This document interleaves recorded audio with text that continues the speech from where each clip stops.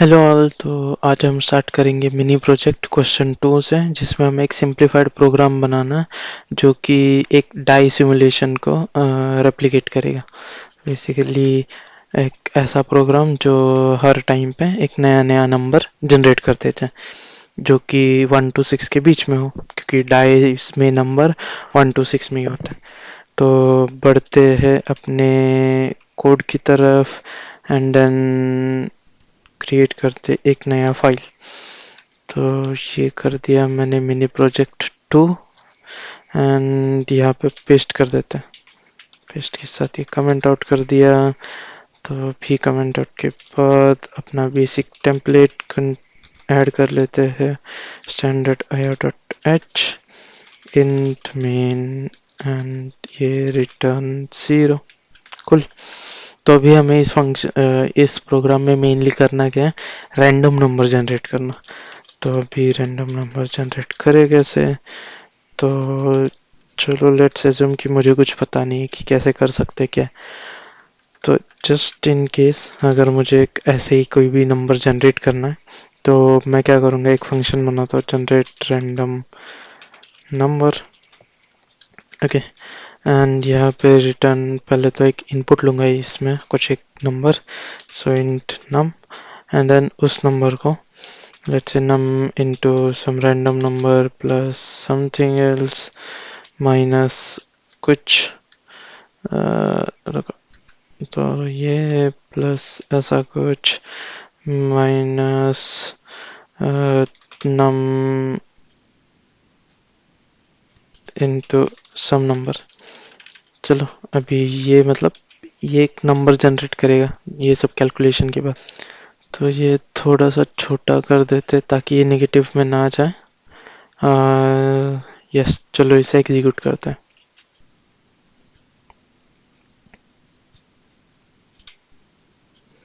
Okay, मैंने यहाँ पे फंक्शन कॉल ही नहीं किया।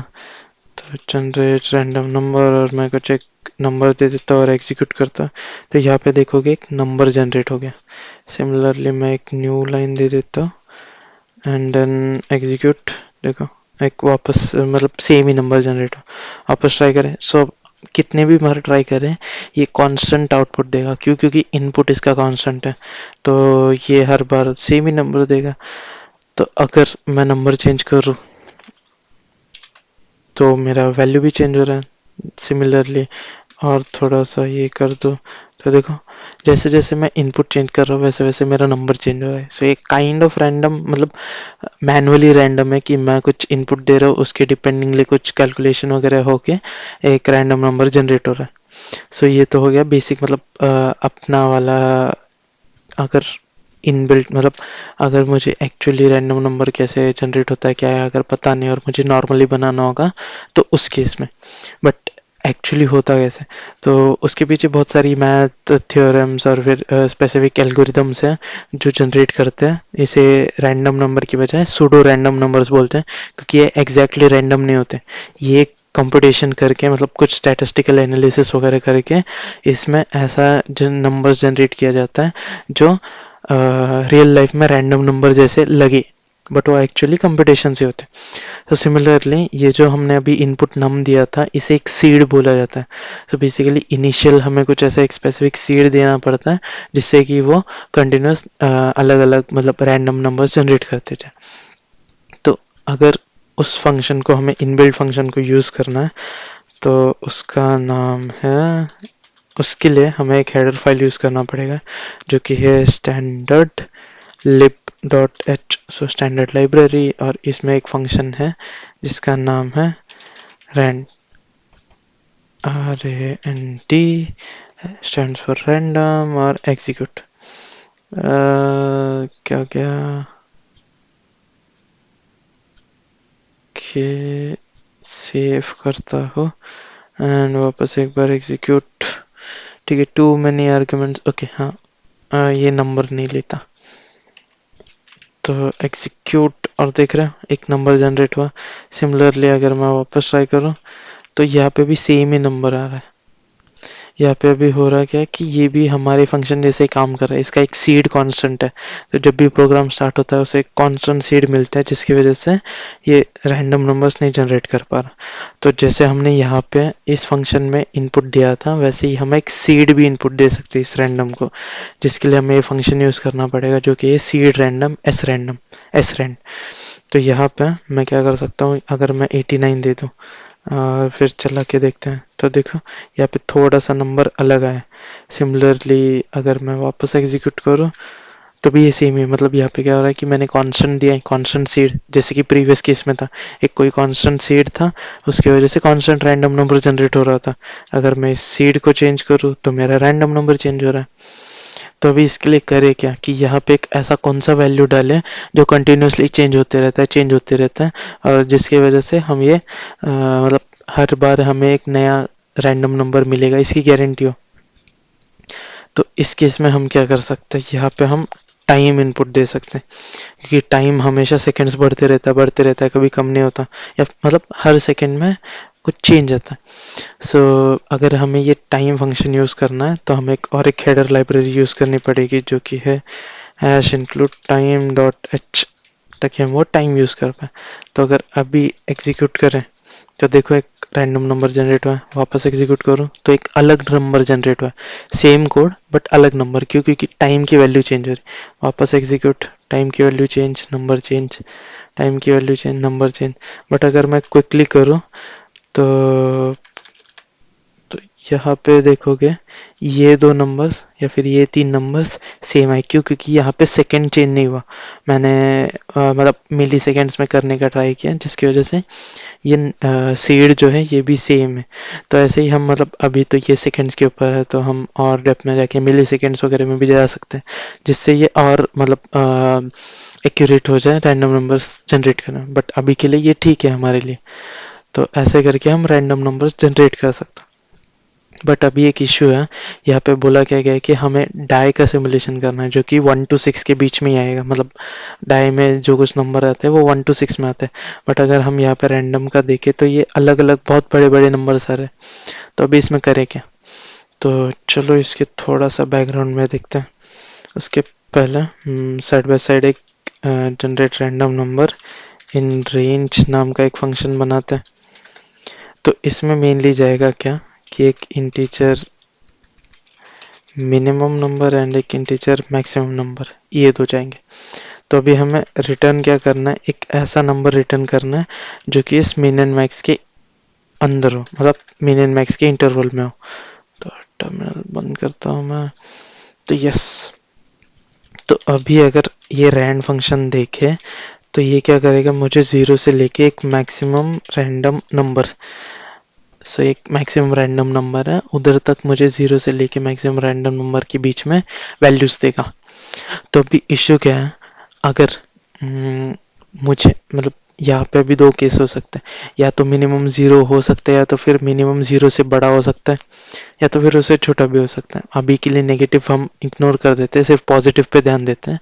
तो ये मिनिमम कम 0 हो सकता है या फिर ज़्यादा हो सकता है, और मैक्स भी, मैक्स या तो कम हो सकता है इस मैक्स रैंडम नंबर से, या तो फिर ज़्यादा तो मोस्टली होगा नहीं क्योंकि ये रैंडम वैल्यू भी बड़ा होगा, बट मे भी हो सकता है या तो इक्वल या तो लेस।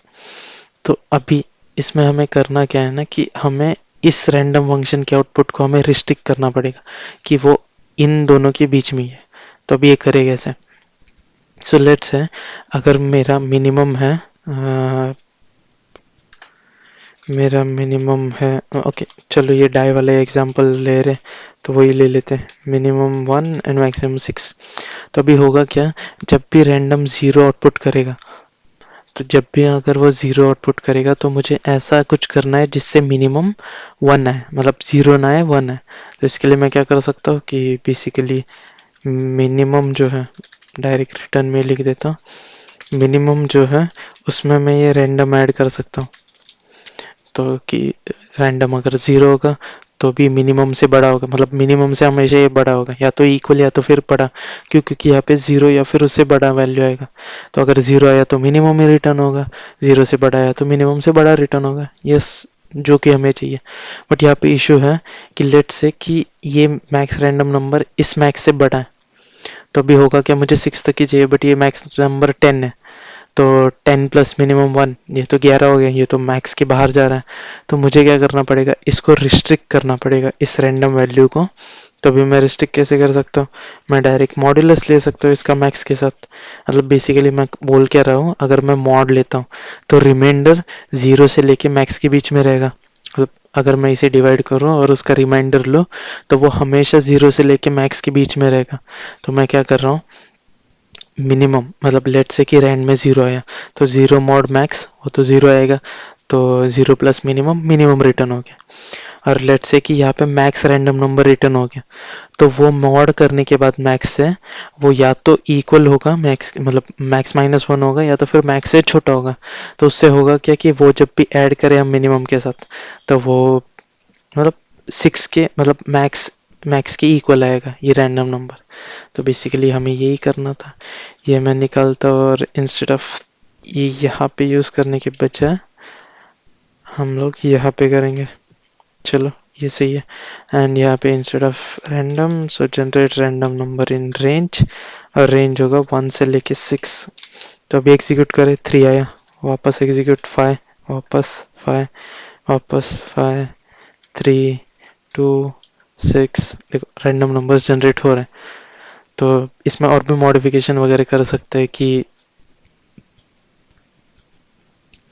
ये जो नंबर है ये अगर रिपीट हो रहा है, लास्ट टाइम भी अगर 5 आया तो चेंज करो। मतलब डाइस में हो सकता है कि रिपीटेटिव नंबर आ रहे हैं, तो वैसे ही यहाँ पे भी रिपीटेटिव, अभी 5 देखो 3 बार आया, तो वैसे हो सकता है। बट उसके मतलब और फाइन ट्यून कर सकते हैं कि अगर 4-5 बार आ रहा है तो नंबर वो मत भेजो, एक और एक रैंडम नंबर जनरेट करो, एक्सेट्रा एक्सेट्रा। बट यस, तो इस क्वेश्चन के लिए ये इतना ही था कि हमें एक रैंडम नंबर रेंज में जनरेट करना है। बस एक क्विक ओवरव्यू के बजाय एक क्विक इसमें मॉडिफिकेशन करेंगे। अभी कैसे मुझे यहाँ पे मैन्युअली क्लिक करना पड़ रहा है कि ये प्रोग्राम को एग्जीक्यूट करना पड़ रहा है तो मुझे आउटपुट मिल रहा है। तो अभी हम क्या करेंगे ना, इसे यूज़र मतलब यूज़र जब भी एंटर दबाए तो ये ऑटोमेटिक एक नया नंबर जनरेट होना चाहिए, ऐसा करता है। तो अभी यूज़र कितने बार एंटर दबाएगा ये तो हमें पता नहीं है। तो जिस लूप में हमें पता ना हो कि कितने बार जाना है, मतलब डेफिनेट अमाउंट पता नहीं हो, तो वहाँ पे हम क्या यूज़ करते हैं, वाइल लूप। सिमिलरली यहाँ पे वाइल लूप यूज़ करेंगे। तो यस, ये हो गया। एंड देन अभी एक कंडीशन, कंडीशन क्या होगा, लेट से हम एक इनपुट लेंगे कैरेक्टर और वो एक नॉट इक्वल टू क्यू होना चाहिए, मतलब क्यू मतलब क्विट। सो लेट से यूज़र ने अगर क्यू दे दिया तो हम क्विट कर देंगे। तो उसके लिए मुझे कैरेक्टर वेरिएबल लेना पड़ेगा। तो चलो ये कर दिया, इनिशियलाइज एम्प्टी के साथ कर सकते हैं या फिर दूसरा कुछ भी कर सकते हैं, ठीक है। तो इसके बाद क्या करेंगे कि हम स्कैन एफ करेंगे एंड एक कैरेक्टर लेंगे, उसके बाद एम्परसेंट कैरेक्टर। यस, तो चलो ये एग्जीक्यूट करते हैं।